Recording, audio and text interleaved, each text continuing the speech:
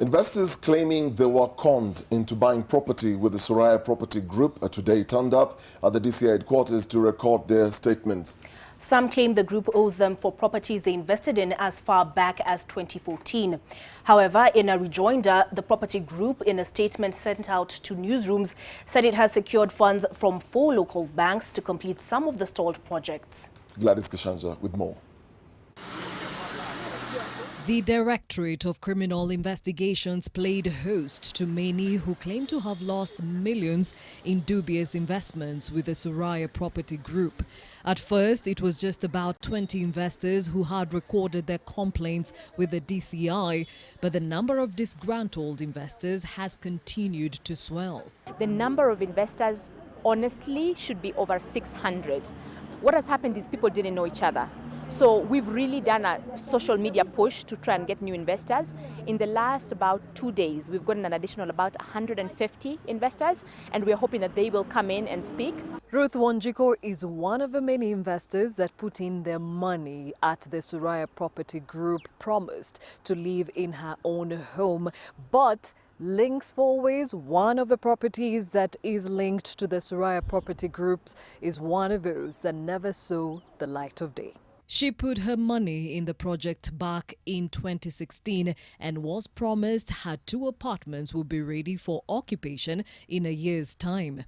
They told me they will refund my money on condition they get a buyer of the apartment I had applied for. Then I told them, who can buy just something, just a plain rad, which you have been promising people to construct since 2016 up to now.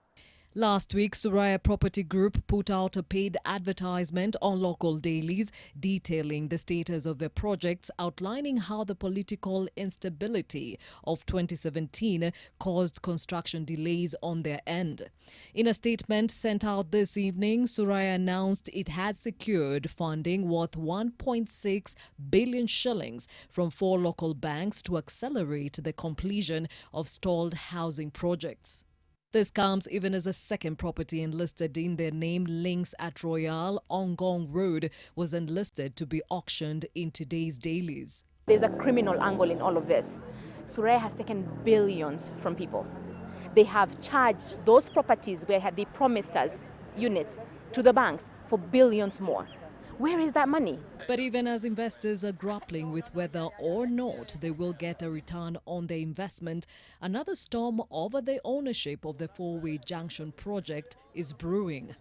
Suraya does not own that property. It was a project that they started. He approached my father in 2007, says he wants to open a joint venture that can make affordable homes for people in Kenya. And my dad at first did not agree to it. Suraya came 3 times to the farm. And on the 3rd time, my dad agreed. And the agreement was he comes with the finances. My parents only are going to use 105 acres out of 206. The Gatabaki family claims the Surayas breached an agreement.